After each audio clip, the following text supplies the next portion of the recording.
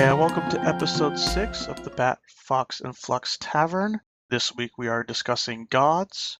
I am your host Sovek, along with co-hosts Red Fox and Fluxen. Gods in D&D are very, very big deal. I can't really think of a more eloquent way to put it than that. I mean, that's just short and long of it is they're big deal. Divine spellcasters pretty much rely entirely on them, require them even, well, most of them. There's a wide number of gods as a result, each with different aspects of life, death, the cosmos that they embody and control. So let's just jump into the first one then. We have Bokob. Bokob's the god of magic. He's neutral, and he's basically the god archmage. If there's magic involved, Bokob's had something to do with it or inspired it in some way, usually. Even if you don't know it is. Bokob's one of those weird gods. If he doesn't overtly affect things, he subtly affects things. Like, he might go into the dreams of a spellcaster and make them dream of some spell that he wants them to make. And they'll think it's their own idea, and as far as the rest of the world will know, it was that wizard's idea.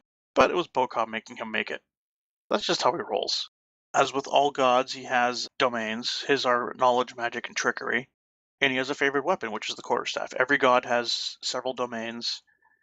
Sometimes less, but usually it's 2 or 3. They always have a favorite weapon. They also almost always have a symbol. Bokab's case. How does the book describe his symbol exactly, Red Fox? I have a hard time describing it. An eye balanced on a pedestal inside a pentagon. I guess that's what you could call it, yeah. I have just the player's handbook in front of me, and he has the big god book, which actually gives the physical description of what the symbol is. I just have a picture, and going by the picture, I would never have guessed half of that. Really hard to figure out what the hell's going on in that picture. Some of them, it's pretty simple what their symbol is from the picture. The next one is very simple. The one after that's very simple. And then others are like, I don't really know how to physically describe what I'm looking at. Like the one we're going to get into a few down the road, Aruthnal. I'm not entirely sure how to describe his symbol.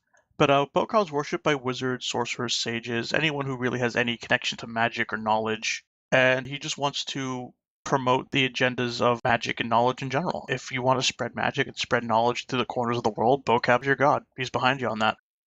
The next god is Corellin Laratharian. Probably butchering that last name, but whatever. I've just called him Corellin. Like only one with the last name. He is. Well, it's because I think Corellin is also one of the only ones that used to be mortal. Oh wait, Garl has one though. I think some of them used to be mortal and kept their last name when they became gods. St. Cuthbert was human, I know, but I Yeah, don't know St. about Cuthbert was Corellin. human. I couldn't say about Corellin. Corellin might also just be the original elf. I believe so, yes. Yeah, I think Corellin's just the original elf who ascended to godhood and made a race in his own image. Which, as I just said, god of elves create elves. And he usually takes the form of an elf. Corellin's symbol is a silver crescent moon, chaotic good. He favors the longsword. Half-elves sometimes worship him, bards sometimes worship him because he's a patron god of things like music, arts, crafts, poetry. He's also a god of warfare and music. Pretty much anything that is elf-like, Corellin has some control over. And you may be thinking, well, warfare? That doesn't seem very elf-like. Elven warfare is terrifying. It is the epitome of hit-and-run skirmish tactics. Elves don't fight traditional wars. They're the fuckers that'll come after you from the bushes, take out your commander, and fade away and wait for you to dissolve into anarchy before they come back again with a bigger force. And that to them is very graceful, and that's why Corellin has warfare. Corellin also has a particular relationship with the god Grumish, who we'll get into later, who's the god of orcs, and that Corellin once put out Grumish's eye. And now Grumish's symbol is essentially the Eye of Sauron, because he's pissed off that he lost an eye. A lot of Lord of the Rings influences in D&D here and there. Not really much else to say at the moment on Corellin, so we'll just move on to Alona. Alona's the goddess of woodlands. She's neutral good. She's usually known as Alona of the forests. She watches over good people who live in the forests, love the woodlands, or make their livelihood there, like woodsmen and hunters. Sometimes she's pictured as an elf, sometimes she's a human. She's particularly close to elves, gnomes, half-elves, and halflings. She's worshipped by rangers and druids. She has the animal, good, plant, and sun domains.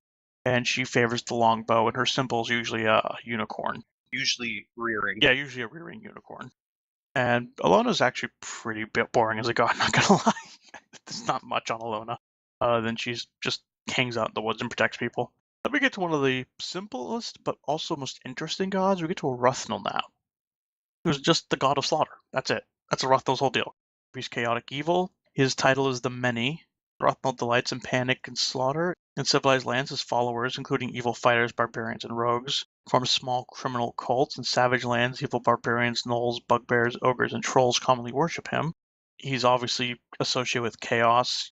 He's also associated with evil, trickery, and war. He favors a morning star with a blunt stone head instead of a normal morning star, which in my book is technically a mace at that point, or even a club, but they class it as a morning star for whatever reason. Ruthnell's kind of interesting in that he's just in it for the lols, really. He just wants to kill shit. And at the same time, that makes him such a basic god. But there's so much you could do with a Ruthnell as a villain, because it's so simple.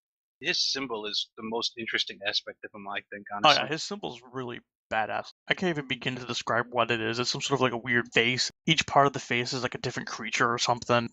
It's a half demon, half boar mask. Really trippy. Yeah, it's incredibly trippy. And that's kind of a Ruthnell in a nutshell. He's just a trippy bastard. He just wants to run around and kill everything in sight. Then you get into gods that are very simple and also very boring, like Flargan, the god of roads. He's neutral. He takes care of roads. That's really all you can say about him. Bards like him, wanderers like him. He favors the quarterstaff. He associates with luck, protection, travel, and he takes care of roads. I mean, there's nothing else you can say about Flargan.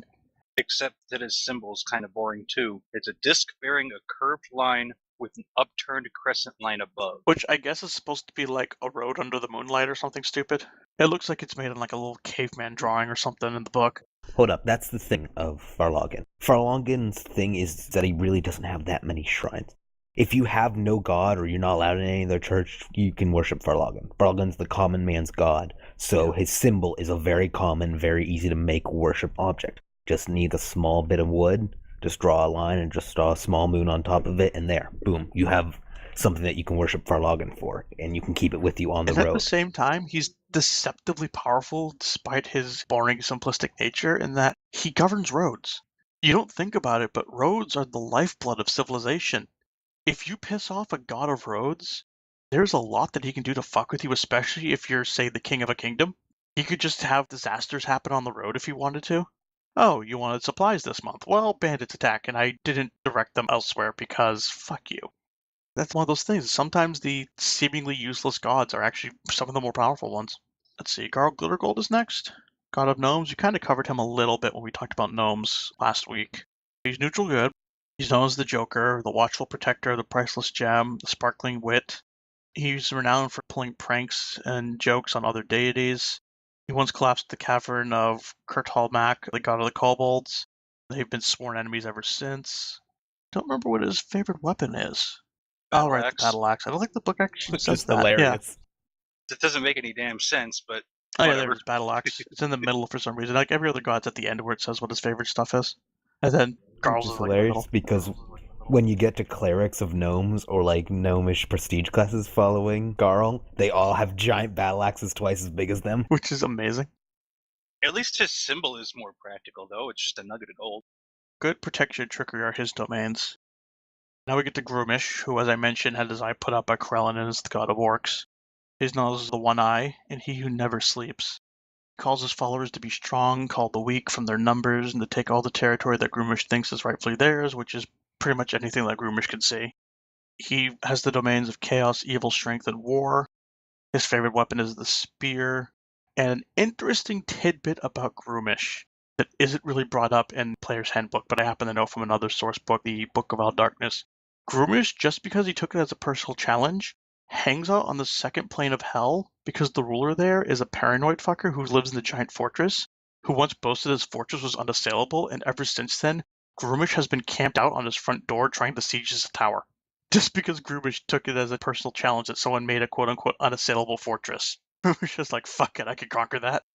His symbol is officially supposed to be an empty eye socket, but for some reason it never looks like that. Ends up looking like the Eye of Sauron or something. It always looks like an actual eye, not an eye socket.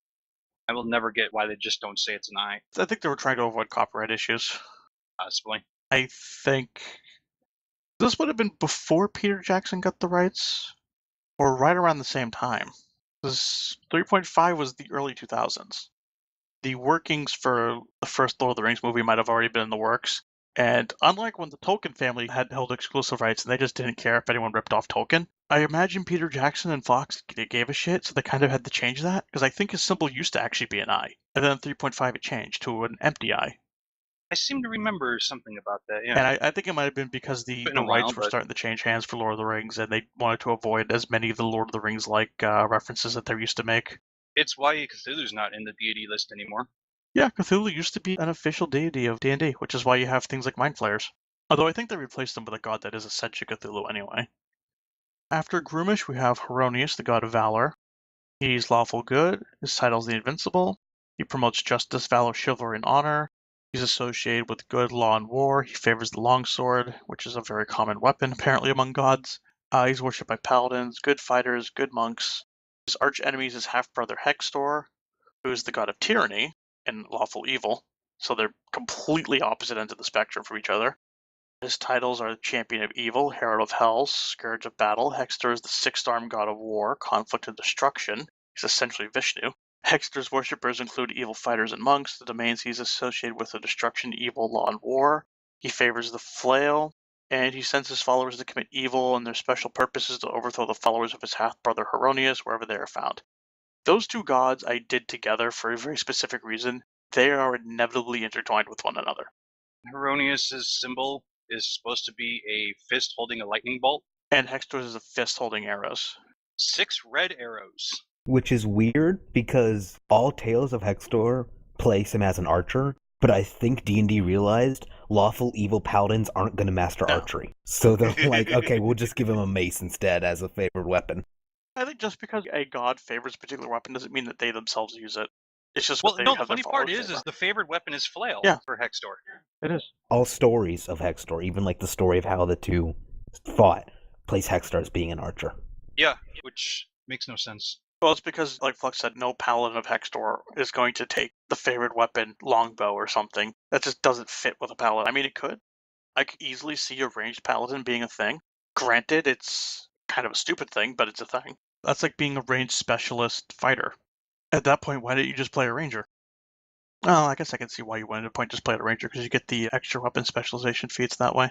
But either way, they kind of did that on purpose, just for game mechanics reasons. But yet, obviously, they're half-brothers, as both their descriptions said. They hate each other's guts, and I think they both became gods because of each other, if I recall the tales of Hextor and Heronius correctly. So that's going to bring us to Cord now, who's the god of strength. He's chaotic good. He's known as the Brawler. Cord is the patron of athletes, especially wrestlers. His worshippers include good fighters, barbarians, and rogues. Domains he's associated with are chaos, good, luck, and strength, and he favors the great sword. Cord is a very, very simple god to follow. He's basically Crom from Conan the Barbarian. His symbol, though, is a star made of spears and maces, which kind of weird. It is kind of a weird symbol. I never knew that that's what that was, actually.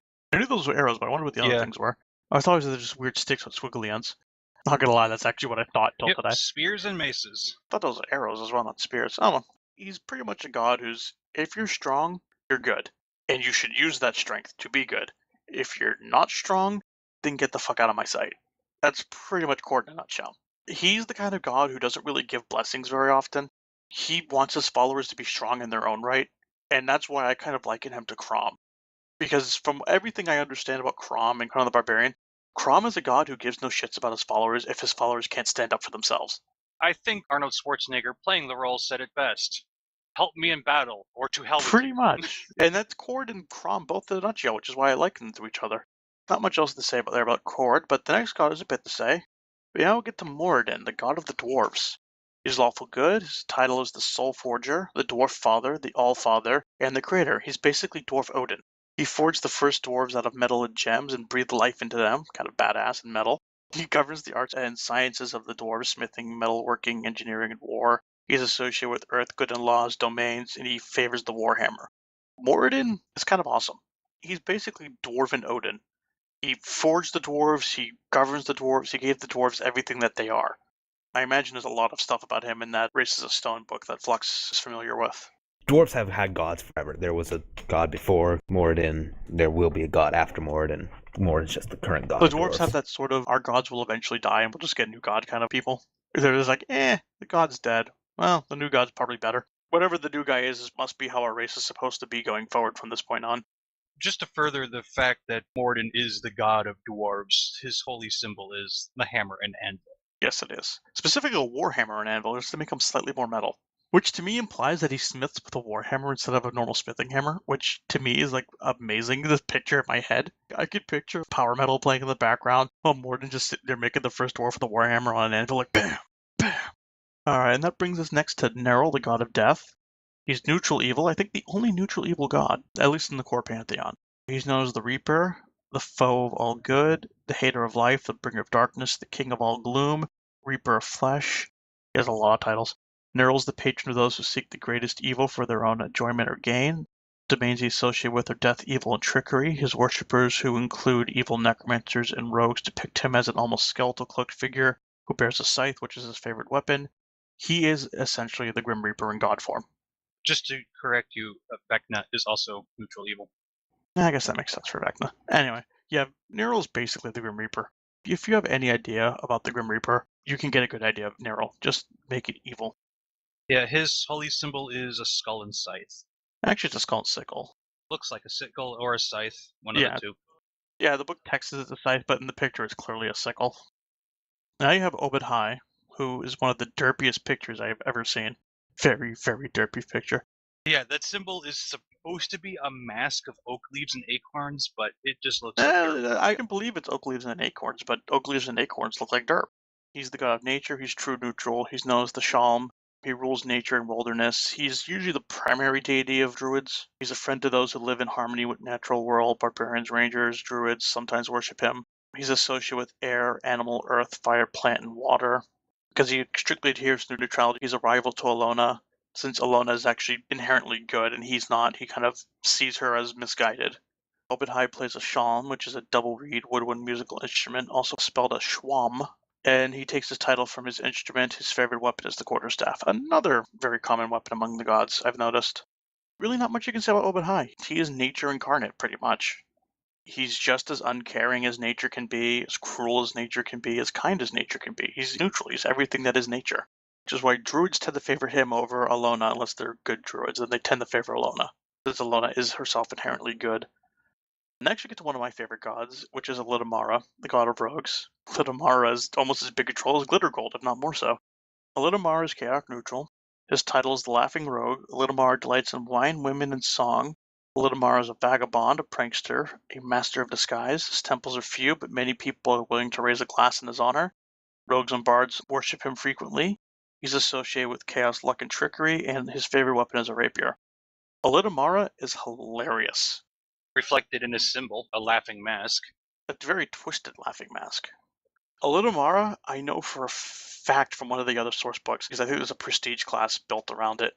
Alitamara steals artifacts from other gods and then hides them somewhere to specifically make the other gods send their followers out to find them, and it's like a game to him to see how long it takes them to find the shit he stole, or even notice that it's missing in the first place.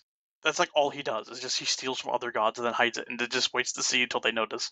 Worth as a side note, Alitamara does have a sibling who is mentioned in another book, but never in any of the actual religious text of either god. It's only like the most obscure places you'll find the relation to them. He's related to a god who lives pretty much at the focal point of the universe, a place called Sigil, which is known as the City of Doors. It is a city where every single door in the city goes somewhere else and not necessarily into the room behind that door. Anywhere you could think of going, somewhere in that city is a door that will just take you there. And his sister runs that city. I think she's either a neutral god or a neutral evil god. I can't remember what alignment Scrousar is, just her name Scrousar. She's the mistress of exquisite pain. For some reason, this side of Dominatrix runs the City of Doors, but that's Litamara's sister. Just a little tidbit there. Next, we have Pelor, who's the god of the sun. He is neutral good. His title is the Shining One. Pelor is the creator of many good things and supporter of those in need and an adversary of all that is evil.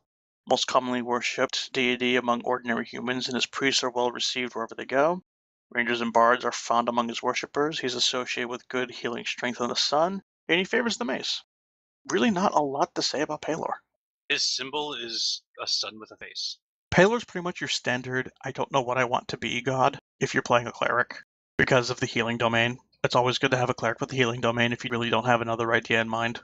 If you're human and you really don't know what god to follow, but you want to follow a god, Pelor and Falargan, a good double combo to worship together. Pretty much have your bases covered if you worship both of them. Which brings us next to St. Cuthbert, also one of my favorite gods. St. Cuthbert is the god of retribution. He's lawful neutral. He's St. Cuthbert of the Cudgel. St. Cuthbert exacts revenge and just punishment on those who transgress the law. Because evil creatures more frequently and flagrantly violate laws than good creatures do, he favors good over evil, though he is not good himself. His clerics can never be evil. He's associated with destruction, law, protection, and strength. He favors the mace, and he is essentially the god equivalent of Judge Dredd. If you break the law, St. Cuthbert's coming for your ass. And I do believe that St. Cuthbert, more often than not, rathers that you be executed than taken prisoner, unless the law specifically states you have to be taken prisoner. If you're going to be lawful stupid, St. for Cuthbert's whatever your man. reason, yeah, follow St. Cuthbert. I mean, you're protected from your own lawful stupidity if you follow St. Cuthbert. Because you are allowed to be 1 degree off from your god, so you can be lawful good and follow St. Cuthbert, unless you're a paladin. I think you have to be exact when you're a paladin. This holy symbol is a ruby-studded starburst. Which really looks like a cross when you get to it, but they're calling it a starburst to avoid using the term cross, I think. To me, it looks like a ruby-studded cross with circles. Concentric circles. Next, we get the Vecna, who is by far my favorite evil god. Vecna is the god of secrets, neutral evil, known as the Maimed Lord, the Whisper One, the master of all that is secret and hidden. Vecna rules that which is not meant to be known and that which people wish to keep secret. He is associated with evil, knowledge, and magic. He usually appears as a lich who is missing his left hand and left eye. He lost his hand and eye in a fight with his traitorous lieutenant Cass. His favorite weapon is the dagger. Vecna used to be a lich who became a god. Cass was a vampire who was his top lieutenant before he ascended, and on the eve of his ascension, he had his eye and hand cut off, so his eye and hand remained mortal. I think when he ascended, they technically ascended, but they remained separate, so he can never really fully be reunited with them. There are artifacts now that someone can use. They inherently turn you evil and make you want to follow Vecna if you do ever choose to use them. As a matter of fact, the symbol for him is his left hand and eyeball. Yeah, specifically his left hand holding his own eyeball. The reason I love Vecna is not only conscious of the fourth wall of D&D, Vecna is the poster child for leaks on Wizards forums. Whenever there's a leak about a new edition of D&D or a new book, it's usually Vecna in character, in universe, telling you on the forum that there's a leak. Because he's the god of secrets, knows the secret that D&D is a game, and treats the entire world as such. And that's why I love Vecna. The only way to really keep track of Vecna is to think about what edition is most current, and that's probably the most current version of Vecna, and all previous versions of Vecnas are pretty much just projections of him into the past, probably. Imagine if there's ever going to be a 20th edition of D&D, he's currently living there, and every other version of Vecna that we will meet up till then are just older versions of Vecna that know all the things that his 20th edition version knows. He's just distilled his knowledge back through himself. And that's why I like Vecna. He's the evil, non-psychotic Deadpool of D&D. He just knows there's the fourth wall, and he just breaks it regularly. I wouldn't be surprised if Vecna's the reason a lot of Gygax's campaigns broke the fourth wall. Vecna would have been a very easy scapegoat for explaining that. Vecna wasn't in Gygax's original game. Vecna Really? actually, He wasn't.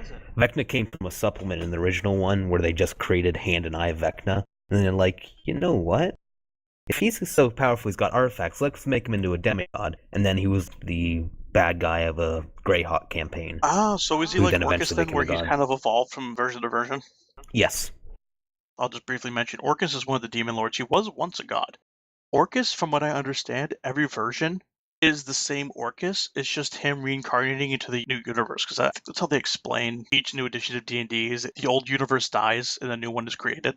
And for some reason, Vecna and Orcus just keep going from one to the next. And Orcus, every time he does, usually takes a different form. Like at one point he was just a demon, then he was a god. In 3 and 3.5, he's an undead demon who's trying to become a god again because he wants to not be undead anymore. In 4, he's borderline a demigod. And then 5, he might be a god again, I think. Vecna's like that. Every time a new edition comes out, Vecna just evolves with the edition, which is why I love Vecna. Vecna's aware of the fourth wall. There's no other way to say it. Ouijas is the second to last god, the goddess of death and magic. Ouijas is lawful neutral. Her titles are Witch, the Witch Goddess, the Ruby Sorceress, the Stern Lady, and Death's Guardian. She is a demanding goddess who expects obedience from her followers. Her temples are few and far between, but she counts many powerful sorcerers and wizards, especially necromancers, among her worshippers. The domains she is associated with are death, law, and magic. She favors the dagger. Ouijas is kind of an interesting god. She seems like she should be evil, but she's not. Her fiery red hair is reflected in her symbol, a red skull wreathed in flame. Yes, and Ouijas is an interesting god because I feel like Ouijas would make very interesting clerics. Clerics of Ouijas are not your typical clerics because they're going to be more associated with magic and death than a normal cleric would be. And because she's lawful neutral, she does get access to necromancy because in D&D, necromancy is not always inherently evil. Which is why I think it makes Ouijas interesting, because Ouijas is kind of the embodiment of that often overlooked fact that necromancy itself is not necessarily evil. It's how you use it and whether or not the spell unwillingly affects the dead, which I think seems to be the determining factor in magic, which we'll get to at the week on magic, is that I feel like the evil necromancy spells seem to be the ones that force necromancy onto a corpse or onto a soul, while other forms of necromancy which don't necessarily do that are essentially just neutral spells. The last one is the goddess of the halflings, Yandala, who is lawful good. She's known as the protector and provider, the nurturing matriarch, and the blessed one. Creator and protector of the halfling race, she espouses harmony among halflings and stalwart defense against their enemies. Our followers hope to lead safe, prosperous lives by following her guidance. The domains she's associated with are good, law, and protection. She favors the short sword. Her holy symbol is a shield bearing a horn of plenty. Yeah, and despite being a racial god like some of the other gods that we've gone over, not much to say about her. That seems to be a thing with nature gods and protector gods in general. They're very generic, and she's a very generic racial god. There's really not much to say other than she made halflings, and she protects them.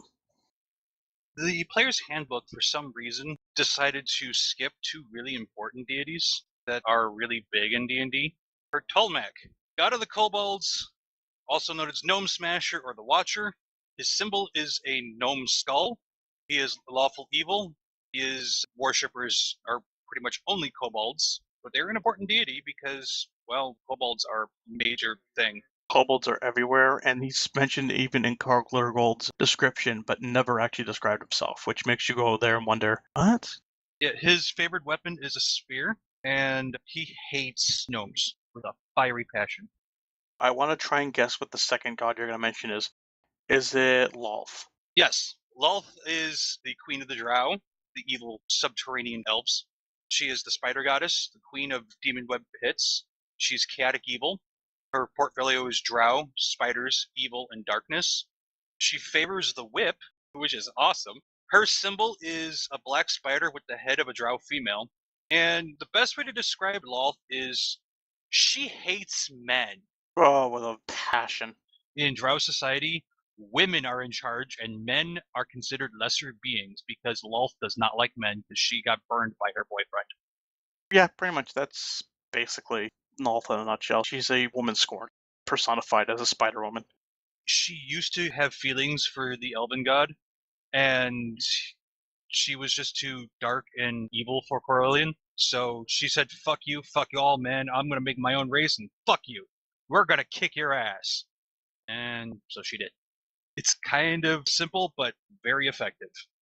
Another thing I want to bring up, because I finally brought it up, since I did mention Scrouser, I will briefly go over her in a little more detail, because she is Litamara's sister, and I feel like if it's related to a core god, it might as well be brought up. If it's a direct relation, such as, in this case, they're being siblings. She's known by all as the Mistress of Exquisite Pain. She's portrayed as a woman covered entirely in tight, studded black leather so that even her face is concealed. She holds a whip and a hook. She is selfish, cruel, and domineering, and so are most of her followers. The two deities have nothing to do with each other, her and Litamara. Only the most obscure religious texts even mention their relationship. She's lawful evil and associated with evil, pain, and death. Her favorite weapon is the whip. Yay, another whip user. Yep. Her clerics usually dress as she does. They like to wear leather or iron masks to hide their identity. They're almost all sadists. Many are also masochists. Because in the book she's from, there's actually rules for that. There's an entire page and a quarter on fetishes and addictions. Let's be truthful here. That book also contains magical STDs. Yes, it does, actually. Apparently mummy rot is contracted that way as well, potentially. Not just for mummies. Except instead of rotting your flesh, it just rots your junk. Victims to Scrousar often take days to die, for they torture to death. The more slowly, the better. They delight in the sounds and screams of tearing flesh. And they like to prolong the agony, so most of them are actually very skilled healers, and are usually healers in towns and villages, but are secretly these sadistic assholes. Now, there are two D&D Pantheon gods that are left. Do you want to cover the dragon deities? Might as well, just as a tiny humorous side note, I just want to say, guess what her symbol is. Boobs with spikes on them. No, A dominatrix outfit, I don't know. no, it's an altar covered in razor blades. Huh. Okay.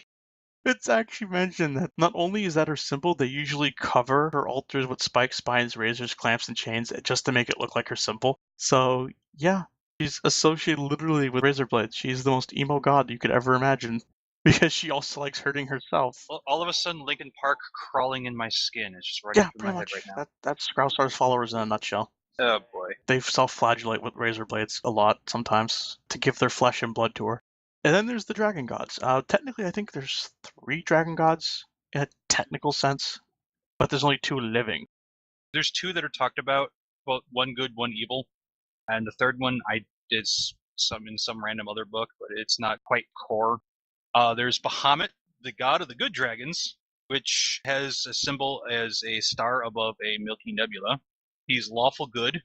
His worshippers are good dragons, and anyone seeking protection from evil dragons. And his favorite weapon is Claw. He has the domains of air, good, luck, and protection, and you don't really hear too much about him unless there are dragons in your campaign. Yeah, that changes in 4th ed, where he's, for some reason, just kind of the god of civilization almost. Although I think there's another god that is essentially the civilization god, but he's very keenly tied to him for some reason. In 3.5, pretty much only dragons worship Bahamut, specifically metallic dragons. The good dragons, which are metallic dragons, worship Bahamut, because I think Bahamut is essentially a platinum dragon. Yes, he's a platinum dragon. One of his titles is Platinum Dragon. He's the king of good dragons, the master of the north wind. All other dragons are literally descended from him by blood, which is Tiamat, which is also the similar case. She's the goddess of the chromatic dragons, which are the evil dragons, and they're also related to her directly by blood. Her symbol is a 5-headed dragon containing all the 5 colors of the 5 types of chromatic dragons. Her titles are the Chromatic Dragon, the Queen of the Evil Dragons. Her alignment is Lawful Evil. Always thought it would be Chaotic Evil, but no, it's Lawful Evil. She is worshipped by evil dragons and conquerors, which is also her portfolio. And her favorite weapon is also Claw, because fucking dragon. You'd think it'd be breath, but Each of her heads has a different color of the 5 colors of the 5 evil dragons, and each one has their own appropriate breath weapon. Do not fuck with Tiamat. no. She will end you. And don't think that just because he only has one head that Bahamut's a pushover by comparison. Those two are in a stalemate for a reason. Yeah, there's a reason the 2 dragon deities are always fighting each other and never managing to gain ground. Now, I'm trying to recall, are they birth siblings or 2 halves of a whole siblings in 3.5? Because I know in 4th edition it's 2 halves of a Don't think whole. it says anything about that in 3.5, at least not in any material that I remember. It might say more in the Dragon Handbook, but it's been a while since I've read that one. The Dragonomicon. Yeah, because there is an over-dragon god who is actually the original god. Io was the original god, going with the idea in D&D that dragons are essentially the original inhabitants of creation. Before the dragons, there was Io. Io is like the mega dragon. He is chromatic and metallic. He is everything. He's Alpha and Omega. At least in 4th edition, I don't know if 3.5 is the same creation myth. At one point, he split in half. For whatever reason, 3.5 has it. I don't remember the exact reason 4th ed that he decided to split in half, but one day he decided, I'm going to split in half, and thus came Bahamut and Tiamat. Bahamut being his good half, Tiamat being his evil half. From them were born the 2 strains of dragons and the various subspecies of those strains. And from that, also creation came to be. I also think Io, before he split, created the other gods, just at least the original gods. Apparently, he is called the Nineful Dragon, the Concordiant Dragon, the Great Eternal Wheel, the Swallower of Shades, Lord of the Gods, Creator of Dragonkind. He is pretty much exactly what you said. He is the origin of pretty much everything. Yeah, he created the other original gods. He's essentially the Kronos of D&D's mythology. From him were born the lesser gods, and once the lesser gods were born, he split himself in half. For whatever bizarre reason, he decided to split himself in half. And then his essential children rule the 2 sides of dragonkind. In 3.5, they're just his children. In 4th edition, he split himself in half. Yeah, in 3.5, apparently, 2 deities of Tiamat and Bahamut are actually siblings, with Io being their father. Io doesn't concern himself with anything that does not exclusively involve dragons. No, So he really will never involve in human abilities. Io was a god that just gave no shit. Did it involve dragons? No? Okay, I don't care. Even if it did involve dragons, he generally doesn't care. He generally just let it sort itself out. Because he's... What exact type of god is he again? Because I know there's a special name for the type of god he is. He's ninefold. He's all alignments. Apparently, Io is a greater god, and Tiamat and Bahamut started off as children of Io, and Io intended them to grow up and mate, producing children that would combine the best traits of each of the gods. Instead, they were immediate rivals, Oh, yeah. yet Io chose not to choose a favorite between them.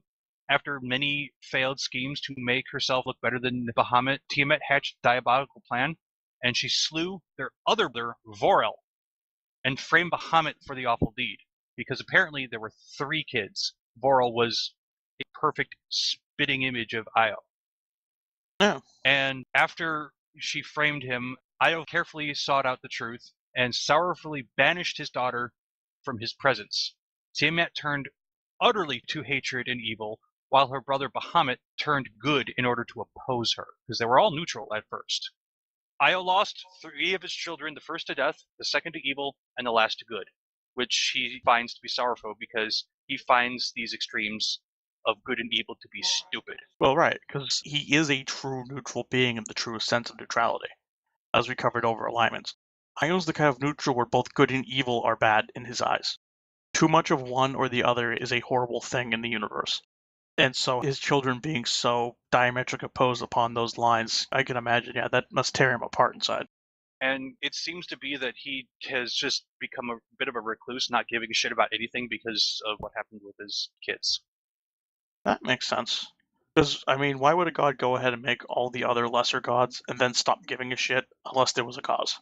Yeah, now I know there was a cause. Okay, so props to the writers there. I didn't actually know that story. They came up with a reason why Io is just this aloof bastard who doesn't give a shit.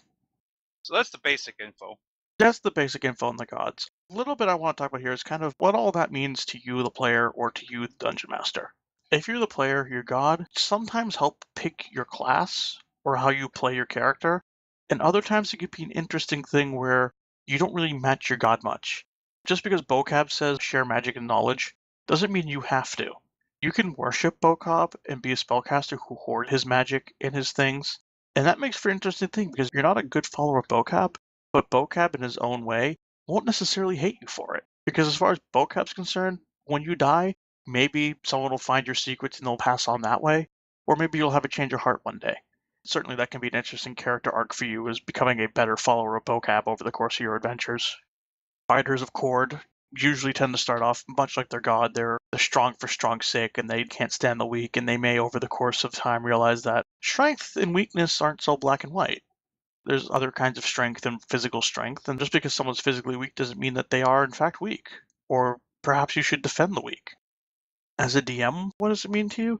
You're going to focus on the evil gods because a good villain is fine, but when you pull the gods into it, that starts working your high-end stuff. Eventually you have to pull a god or a demon lord or an archdevil into the mix once you start getting toward the end. Because that's where you got to get your most powerful enemies from and your most powerful storytelling from. Finding secrets from Vecna could be an interesting hook for an adventure, which in turn breeds other adventures because Vecna's going to want that secret back. If there's orcs involved, get Groomish involved. Should never really have one without the other. If Hextor's involved, get Heronius involved. That's always good for storytelling, such as having the Church of Heronius contact the party to help out with an issue involving followers of Hextor if no one in the party actually worships Heronius. If someone in the party does worship Heronius, it's an even better hook to pull Hextor into it, because then they're almost compelled to want to help in a case against Hextor because they worship Hextor's sworn enemy. And when all else fails, pull out a Ruthnal. That's my rule of thumb. If all else fails, get a Ruthnal involved. He'll just kill everything in sight, and that's pretty much a good motivation to stop whatever's going on. Another good thing is that when it comes to races, do you or do you not follow your racial god? That's a good thing to think of when you're making character. If you do follow your racial god, are you a good example of a good follower of your race's god? If you don't, why don't you? These are things to think about. Or if you're a drow, are you going to say fuck you to Lolth and follow Corellian instead? Yeah, that's actually a very key example of what I just said, is there are drow out there, especially some of the more downtrodden male drow, who realize this is kind of a shit system we got. I don't want to follow Lolth. Following Lolth just means more slavery for me. And if you're a drow who's able to dream of better things, you might follow a different god. Or you might still follow Lolth in a very vague sense, maybe in the hope that Lolth will one day redeem herself somehow. Or you follow Loth just in hopes of becoming a Drider, and then quickly say screw it and run to the surface. In the hopes that you become a Drider and immediately backstab your party, be like, fuck it, something good came of following this god. I'm going back. I'm Spider Centaur! I'm a Drider, bitch. I'm going back to hang out with the drow. I'm practically holy. Except they're not. Driders are looked upon as abominations even by the drow. Yeah, fair enough. Those are things to keep in mind when you're making your character or your campaign is how do the gods affect your player and how do the gods affect your campaign? Are the gods active in your world? Are they not active in your world? Are they somewhere in the middle? These are all things that you really want to take care to think of, and before you do, you really want to take care to stop and think what each god is and how they fit into your world. Something I like to do, not everyone has to do this, I just like to do it because I'm very much a writer at heart and I like to overwrite things. I always come up with my own sort of cosmology on how the gods interacted with my world before the campaign. That's just a fun thing to do as an exercise to give you an idea of when questions about the gods come up. You kind of have this thing you've already created to give yourself a guideline. For example, I had a campaign that I was in recently, actually, where Arethnal's followers had essentially shattered the entire world. And so I knew going into that campaign, Arethnal was a big deal. If Arethnal came up, probably wanted to beat his followers down as quickly as possible, because it may mean an end to what's left of the world. I made a campaign once where Groomish was a big part of it, because I went with the typical invading orc horde model for an adventure setup, and I made Groomish a very iconic part of that horde to help sort of cement Groomish's place in that world, and it was as the symbol for this invading horde that was essentially, in my world, orcs were essentially Mongolians descending upon the civilized lands. I basically went with the invasion of the Huns only in orc form, with Groomish as the rallying point. Groomish was their Attila. And these are things you could think of. Or you could actually go a completely original route and add your own gods. There are rules for creating your own deities. It's partially in the DMG and further in Deities and Demigods Handbook. But yeah, you can make your own deities and make your own legends in D&D. You don't have to stick with core. Certainly one I did that I found interesting was I did actually make a good hobgoblin deity in one of my settings because I did want there to be a small population of good goblinoids and orcs who kind of lived in their own frontier society. I don't remember too much of the details. This was many years ago, unfortunately. But essentially, I created a single city-state run by hobgoblins who believed that there was a good hobgoblin god out there somewhere who wanted hobgoblins to ascend to a civilized state instead of remaining barbarians who ran around killing shit. By ascending to a civilized state, they would attain a better place in the world, and they would stop getting killed on sight. If I recall correctly, it wasn't really a true god. They just believed that that was their god. And their belief eventually actually birthed the god as part of the campaign was going to be that their god actually came into being as a result of their devotion to this idea that they could be more than just a rampaging horde of monsters. Which is something you can play with. Gods come into being in many different ways. The birth of a new god can definitely be a key thing. The revival of a dead god can be as well. I had a campaign, I was in 4th edition, where there's no Neril, where Neril was being featured prominently with a symbol. And the reason being that someone wanted to resurrect Neril.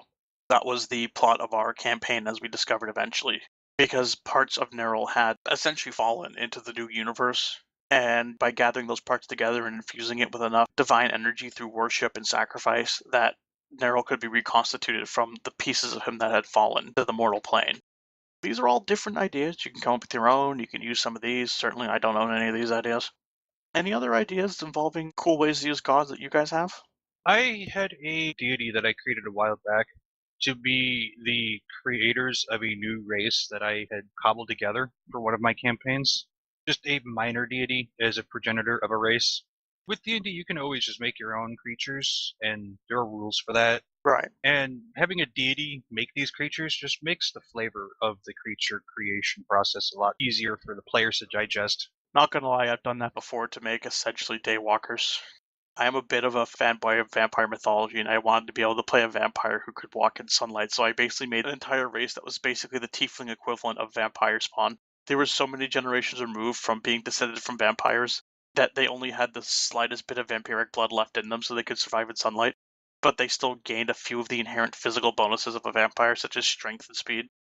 You can have deities influence your game directly. A favorite thing that is done with a lot of DMs is whatever it is you're doing, you're not doing it anymore because the deity who is putting you on your adventure has whisked you away to meet the deity along with your newly acquired party. It's one of the easiest ways to get your party started, is just have a deity just whoosh you and go, okay, here's what you need to do, otherwise the world's going to end. You don't want the world to end, don't you? You will be handsomely rewarded, blah, blah, blah, blah, blah, yada, yada. Just go do it. And if they ask why us, because we're a bunch of level 1 nobodies, the god can very much just say the very generic answer, because it's your destiny. Your destiny. It's very cliche, it's very cheap, I'm not going to lie to you there, but it is effective. If you don't really have a good starter for your campaign, just have a god whisk them away, or the followers of a god whisk them away, and be like, okay, this is what's going on. I tend to do that with a recurring character in a lot of my campaigns who's an archmage, who's essentially a planeswalker that I created, who just exists in all of my campaigns as the same guy, because he is the same guy just traveling between my campaign settings, and he tends to just pull people together who need to do shit, and he's like, okay, you guys, you're supposed to do something really important. I'm going to give you vague directions on how to do it, but you got to figure this shit out on your own, okay? Now stay together and go save the world. Hold up. One thing to remember. If you're going to put your characters interact with a god, like a god teleports them away and explains what they're going to do not underestimate a character's likeliness or willingness to punch a god. Yeah, that's when Yeah. you gotta lay the smack down. Using a deity to get your party together is actually a good idea for when your party is such an incohesive mess of not wanting to meet up in the same place or anything. I've had a party where this one guy refused he would ever be in the tavern or ever be here or ever be there. And I said, well, fine. A deity has whisked you away just to get you all together so you can meet up and actually get this game started. So sometimes you need to do that. Vaguely think I was in that game. Yes, you were. Okay, then it's exactly who I think it was that said that. Yep. The same person who complained about the purple worm eating them. Yep. Bear this in mind also in D&D. A purple worm may eat you. If it does, don't blame the DM. Purple worms eat people. That's just what they do. Shit happens. Make a new character or get resurrected. The god wrote a sign, don't look in here, and you looked in here, well, it's your own damn fault. Exactly. And if you do die, you know what? There's plenty of ways to bring people back to life. I never besmirch my party the ability to come back from something like that. And I always give them some way in. If they can't afford it, I usually build a quest around it. And I come up with some bullshit reason why the corpse doesn't become unusable for resurrection after the quest is done. The gods have taken pity on you. Gods have taken pity on you and preserved this body long enough that it can be resurrected. Yet another way to get around rules. The gods have taken pity on you and have performed a miracle. Thanks to the gods, never be afraid as a dungeon master to just do something. If there's no way around something, your party has screwed the pooch so hard, or is such an incoherent mess at a particular moment, don't be afraid to say a god did it, or even an archmage did it, because an archmage at a high enough level can pretty much emulate a god in many ways.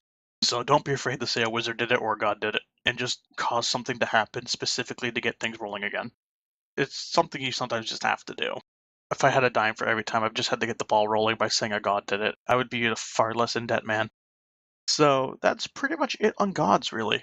If you want to know more, certainly, there's plenty of text on the subject. We mostly covered what was in the handbooks with my opening spiels. If you want more, just seek out Divine handbooks and other sources of side books that specifically relate to the gods. I hope you all enjoyed. Once again, this is Sovek with co-hosts Red Fox and Flux. If you want to see more of our stuff, you can catch me at twitch.tv/SovekOnivris, Red Fox at twitch.tv/RedFox_NightFox, and Flux if he ever streams again at twitch.tv/Fluxin. Next week, skills and feats. Probably just skills. Skills and feats are very big. We're thinking of splitting those into 2 separate weeks. So join us next time for that. Don't forget the Patreon. Yep, don't forget my Patreon, patreon.com/SovekOnivris if you want to donate and help this keep going for more seasons. We'll do as many seasons as there are books, and possibly branch out into 4th edition when we're out of books. So, good evening, good day, good whatever time of the day it is when you watch this. Hope you all enjoyed.